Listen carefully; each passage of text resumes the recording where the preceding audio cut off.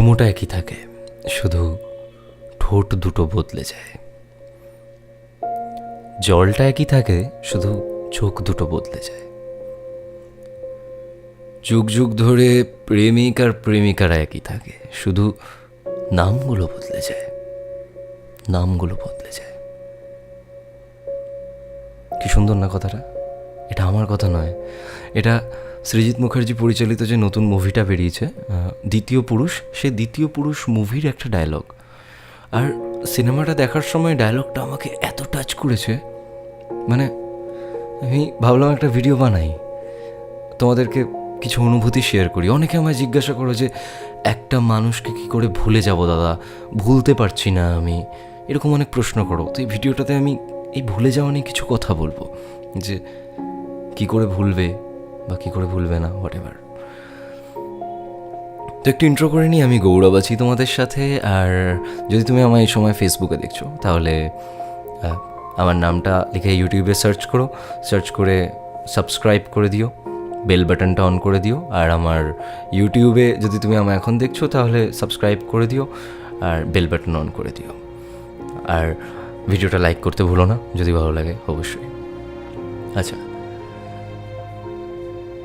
দেখো, অভিযোগ করতে করতে কখন যে যোগাযোগ কমে যায় না আমরা বুঝতে পারি না।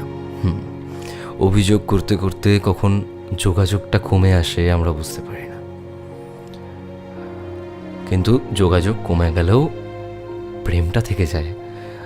ভালোবাসা বাঁচে সোহাগে আড়ালে, যোগাযোগ কমে তাও প্রেম থাকে, একটা প্রেম থেকে যায়। কোনো একটা মানুষের জীবনে প্রবেশ করতে তো অনুমতি লাগে, কিন্তু সেই মানুষটার জীবন থেকে চলে যাওয়ার সময় নাথিং, কোনো অনুমতি লাগে না। যখন ইচ্ছে হলো জাস্ট চলে গেলাম। সেই মানুষটাকে বললামও না যে আমার আর তোমার জীবনে থাকার কোনো ইচ্ছে নেই, আমি চলে গেলাম। কিন্তু যখন তার জীবনে আসার কথা ছিল, তখন তার সাথে কত মেলামেশা, তার সাথে কত কথা, রাত দিন। দুটো মানুষের মধ্যে কথা কোনোদিনও শেষ হয়ে যায় না। কোনো একটা মানুষ কথা থামিয়ে দেয়, কোনো একটা মানুষ আর কথা বাড়াতে চায় না, আর কিছু বলতে চায় না সে। That's the thing. কথাগুলোর স্বেচ্ছা মৃত্যু হয়, কথাগুলো আত্মহত্যা করে কোনো একজনের দিক থেকে। তারপর সম্পর্কটা ধীরে ধীরে ধীরে ধীরে তিক্ত হয়ে যায়, সম্পর্কটা ধীরে ধীরে কবরে চলে যায়। Reality of life. দেখো, ভুলে যাব ভাবলেই কাউকে ভুলে যাওয়া যায় না। অন্ততপক্ষে প্র্যাকটিস করে আজ অবধি কেউ কাউকে ভুলে যেতে পারেনি। প্র্যাকটিস করে কাউকে ভুলে যাওয়া যায় না। আমরা প্র্যাকটিস করি কোনো কিছু মনে রাখার জন্য। এই যে তুমি এভরি টাইম ভাবছো যে ভুলে যেতে হবে ওকে, ভুলে যেতে হবে ওকে, তুমি তো আসলে থেকে মনে করছো সত্যি কি ভুলে যাচ্ছ। আর আলটিমেট ফ্যাসাদে সবসময় মাথা কেন পড়ে? ব্রেনের ফাংশন মনে রাখা। ব্রেনের ফাংশন হচ্ছে মনে রেখে দেওয়া কোনো একটা জিনিসকে। ভুলে যাওয়া নয়, ভুলে যাওয়াটা একটা রোগ। কোনোদিনও চোখকে বলেছো যে আমি দেখবো না কিছু? কোনোদিনও মুখকে বলেছো আমি কথা বলবো না? তাহলে ব্রেনকে কেন বলছো ভুলে যাও? তোমার ব্রেনের কাজ হচ্ছে মনে রেখে দেওয়া, কোনো কিছুকে মনে রেখে দেওয়া। তুমি যদি কন্টিনিউ কিছু ভুলতে শুরু করো, দেন তোমার ডক্টরের কাছে যাওয়া উচিত।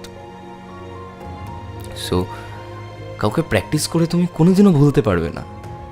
হ্যাঁ, কারণ প্র্যাকটিস করি কিছু মনে রাখার জন্য। হঠাৎ করে 2 বছর 3 বছর 4 বছর বাদে কোনো একটা কাজ করতে করতে যদি তোমার কারোর কথা হঠাৎ করে মনে পড়ে যায়, তাহলে বুঝবে যে হ্যাঁ সত্যি তুমি তাকে ভুলে গেছিলে, নইলেই হঠাৎ করে মনে পড়ে যেত না, তাই না? তো দ্যাট ইজ ভেরি সিম্পল। আমরা জোর করে ভুলে যাওয়ার চেষ্টা করি। নতুন নতুন স্মৃতি আসবে জীবনে, জীবনটা আরও নতুন করে লিড করতে শুরু করবে। নতুন নতুন স্মৃতি যখন একটার পর একটা একটার পর একটা একটার পর একটা একটার পর একটা যখন চাপতে শুরু করবে না, তখন দেখবে আস্তে আস্তে পুরনো স্মৃতিটা অনেকটা ফিকে হয়ে গেছে। হ্যাঁ, পুরোপুরি ভুলে যেতে পারবে না, কিন্তু ফিকে হবে অনেকটা, বুঝলে? তো তখন দেখবে চুমুটা একই থাকবে, ঠোঁট দুটো বদলে যাবে। জলটা একই থাকবে, চোখ দুটো বদলে যাবে। প্রেমিক আর প্রেমিকা একই থাকবে, শুধু নাম দুটো বদলে যাবে, বুঝলে? বুঝলে? তো জোর করে ভুলে যাওয়ার চেষ্টা করো না, যেটা ভুলে যাওয়ার এমনি সময় মাফিক ভুলে যাবে। তো কেমন লাগলো ভিডিওটা কমেন্ট করে জানাও। আর মুভিটা তো ভালো লেগেছিলো আমার, তাই জন্য একটা গোটা ভিডিও বানিয়ে ফেললাম আমি। দেখে আসতে পারো দ্বিতীয় পুরুষ, মানে আমার পার্সোনাল ওপিনিয়ন বলছি, ভালো লাগবে তোমাদের। যদি 22শে শ্রাবণ দেখো তাহলে আরও ভালো লাগবে, পরপর দুটো।